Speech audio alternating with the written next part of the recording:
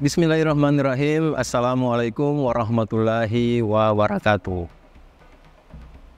Alhamdulillahirrabbilalamin. Allahumma salli ala Sayyidina Muhammadin wa ala alihi wa sahbihi wa salim ajmain.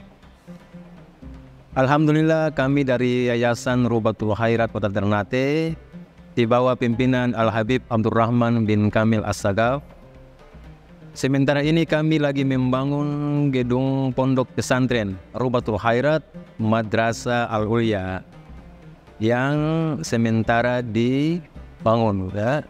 Gedung lantai 3. Kami sangat membutuhkan dana infak dan sedekah dari jamaah bapak-bapak dan ibu-ibu. Bagi yang mau berinfak untuk melanjutkan pembangunan gedung pondok pesantren, bisa ditransfer di rekening Bank Syariah Indonesia atas nama Yayasan Rubatul Khairat. Nomor rekening 72356395526. Terima kasih.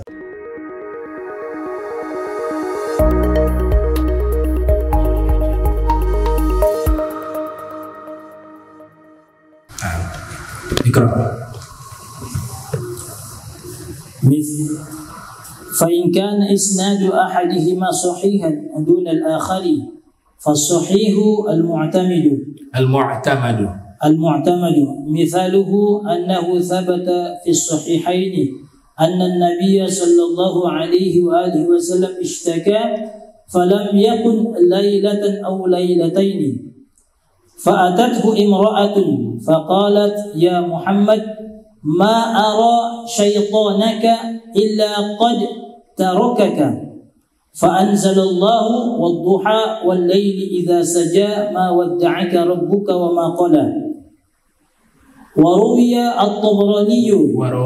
وروى الطبراني أن جروا دخل بيت النبي صلى الله عليه وآله وسلم فمات تحت السرير ومكث 4 أيام لا ينزل عليه الوحي حتى تنبهوا له وأخرجوه فنزل جبريل بقوله والضحى. قال ابن حجر في الفتح قصة إبطاء جبريل بسبب الجو شهيرة لكن كونها سبب نزول الآية غريب وفي إسناده من لا يعرف من لا عقب السببين أو الأسباب فتحمل على ذلك إذ لا مانع من تعدد الأسباب ويمكن أن يتعدد نزول الآية ويتكرر نعم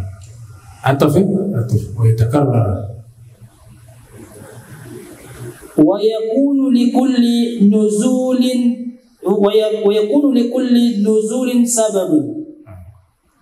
مثاله أن النبي صلى الله عليه وآله وسلم وقف على حمزة حين استشهد وقد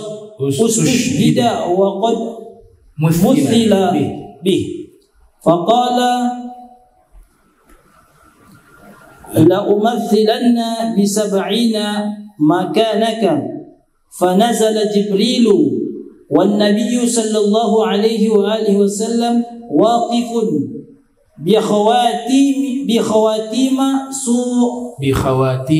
بخواتيم سورة النحل وفيها وإن عاقبتم فعاقبوا بمثل ما عوقبتم به أخرجه البيهقي والبزار. وجاء أنها نزلت يوم الفتح لما قال الأنصار يوم أحد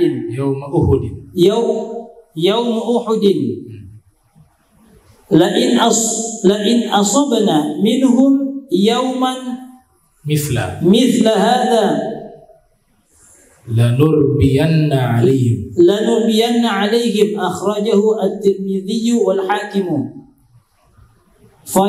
فيجمع بينهما بأنها نزلت أولا بمكة قبل الهجرة مع السورة لأنها مكية ثم ثانيا بأحد ثم ثالثا يوم الفتح. Nah, baik. Di sini ada pernyataan wa in dzakara wahidun sababan wa akharu ghairahu, ya. Jika ada salah satu sahabat ataupun keluarga Rasul menyebutkan satu sebab nuzul dan yang lainnya juga menyebutkan satu sebab nuzul tapi yang berbeda, maka jika kita harus lihat di sini sanad dari keduanya mana yang lebih sahih, maka yang sahih itulah yang menjadi al-mu'tamad, yang menjadi rujukan.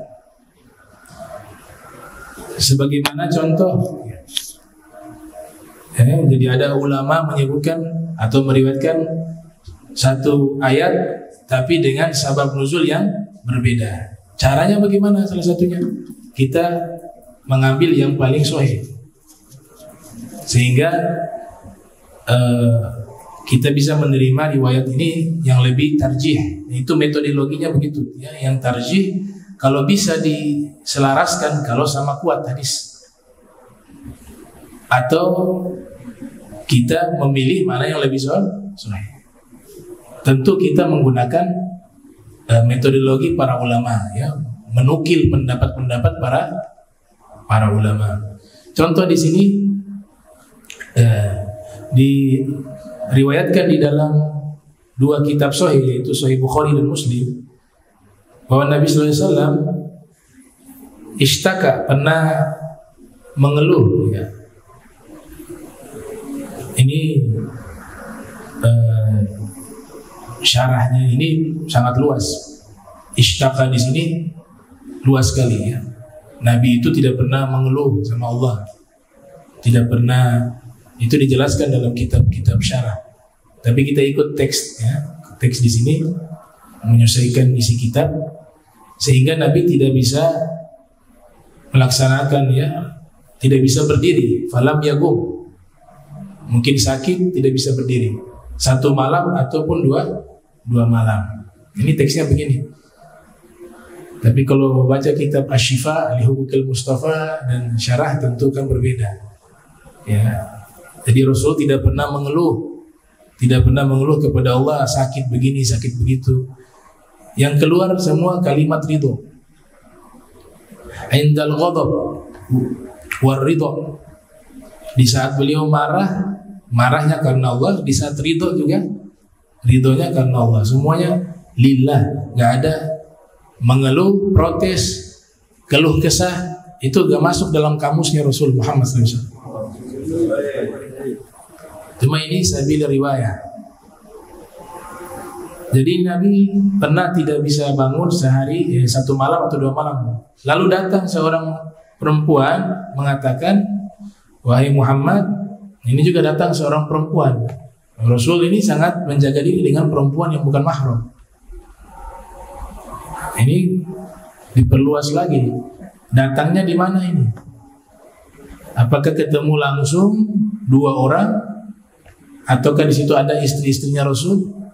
Kemudian berbincang di balik tirai setelah turunnya ayat hijab dan seterusnya.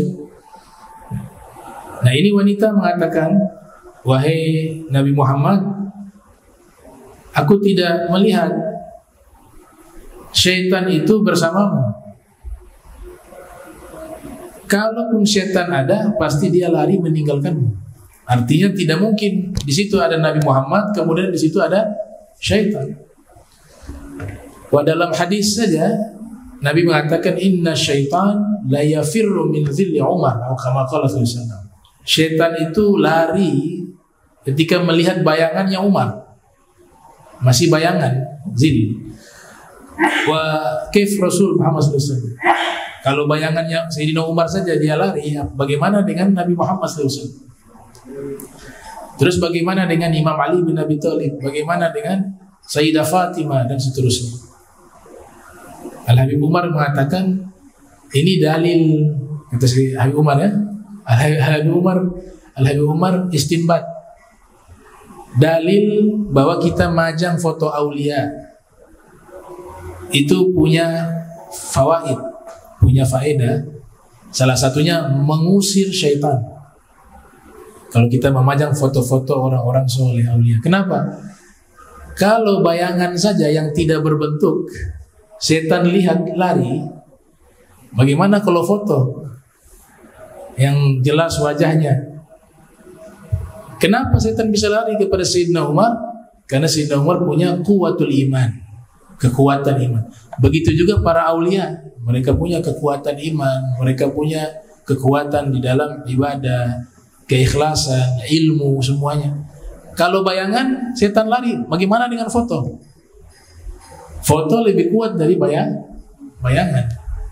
Bayangan berbentuk tapi tidak berwujud, dia hanya ya polos.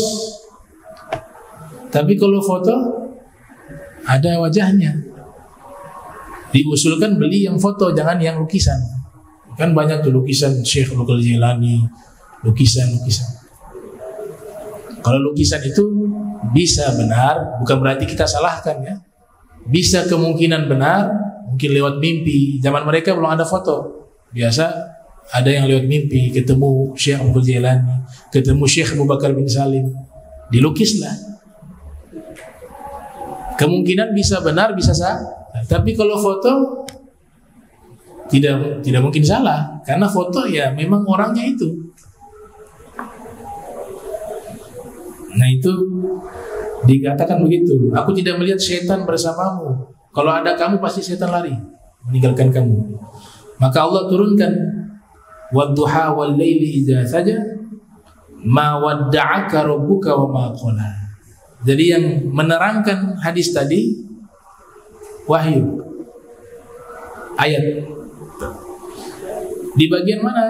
Di bagian yang akhir tuh ma wadda'aka rabbuka wa ma qala. Kenapa setan bisa lari? Karena Allah selalu jaga Nabi. Gak bisa setan ngumpul satu ruangan dengan para anbiya, para rasul. Jangankan mereka, para aulia wassolihin juga tidak bisa ngumpul satu tempat. Dalilnya tadi Sayyidina Umar. Bayangan Sayyidina Umar dilihat oleh setan lari. Di riwayat Imam Tabrani yang lahir tahun 260 Hijriah, wafat 360 Hijriah. Nah ini jarwan, apa makna jarwan? Anjing kecil ya, anak anjing. Ada anak anjing masuk ke rumah Nabi, kemudian mati di bawah tempat tidurnya Nabi. Dan itu bangkainya sampai 4 hari, sehingga wahyu tidak turun lagi. Hingga mereka menyadari bahwa ada bangkai anjing di situ, dikeluarkanlah bangkai anjing, kemudian Jibril turun membawa wahyu wadduha wal laili idza saja ila akhir ayat. Ini juga kalau kita nisbatkan kepada Rasulullah sallallahu alaihi wasallam, riwayat ini sebenarnya bukan riwayat yang kuat. Secara matan ini nisbat kepada Nabi bermasalah. Yang pertama, kok bisa Nabi tidak tahu ada anjing di situ? Kalau yang di langit saja Nabi tahu ya. Kata Abu Dzar Al-Ghifari, "Ma min tayrin yuqallibu janahaihu fis samai illa dzakara lana Rasulullah sallallahu alaihi wasallam." Tidaklah seekor burung di atas langit mengibaskan kedua sayapnya, melainkan Nabi sudah terangkan kepada kami peristiwa tersebut, ilmunya, gerakannya, semuanya. Main di langit Nabi bisa tahu, main di bawah kasur Nabi tidak tahu. Dan ini yang mengkritik bukan saya mengkritik hadis ini, Ibnu Hajar Al-Asqalani. Makanya keterangan di bawah itu kan beliau menjelaskan tuh. Ya, kesimpulannya bahwa riwayat kedua ini tidak kuat. Riwayat yang pertama tadi lebih sahih. Riwayat yang pertama tadi lebih sahih. Nah, setelah tahu ada bangkai anjing dikeluarkan, maka Jibril kemudian menurunkan wahyu wadduha kepada Nabi Muhammad SAW. Nah, ini dua contoh, dua riwayat tentang sababun nuzul. Yang satu lebih kuat, diambil oleh para ulama pendapat itu, dan yang kedua tidak dijadikan riwayat yang diterima dengan beberapa sebab-sebab, ya. Namanya tarjih, ya, metode tarjih. Nah, masih bisa lagi kan? Nah, waqala Ibnu Hajar mengatakan, ini Ibnu Hajar siapa? Al-Asqalani, ya. Dalam kitab Fathul Bari, kisah lambatnya Jibril dengan sebab adanya anjing, bangkai anjing, anak anjing itu syahirah, populer. Akan tetapi sabab nuzulnya ini gharib, kata beliau, satu yang janggal. Dan sanadnya wa fi isnadihi man la yu'raf, yang meriwayatkan hadis tadi, yang kedua riwayat At-Tabrani tadi, secara sanad tidak dikenali para rawinya. Fal mu'tamad ma fi sahih, maka riwayat yang mu'tamad, yang bisa dijadikan rujukan adalah hadis Sahih Bukhari Muslim yang pertama tadi. Nah, berarti riwayat kedua ini ditolak. Untuk sabab nuzul surat apa nih? Surat Ad-Duha. Nah, lanjut. Ada juga yujma'u bainahuma. Kalau dua-duanya sama kuat, digabung saja riwayat itu. Jadi satu, menselaraskan. Namanya jam'un nusus. Menggabungkan nas Al-Quran dengan Al-Quran bisa, hadis dengan hadis juga bisa.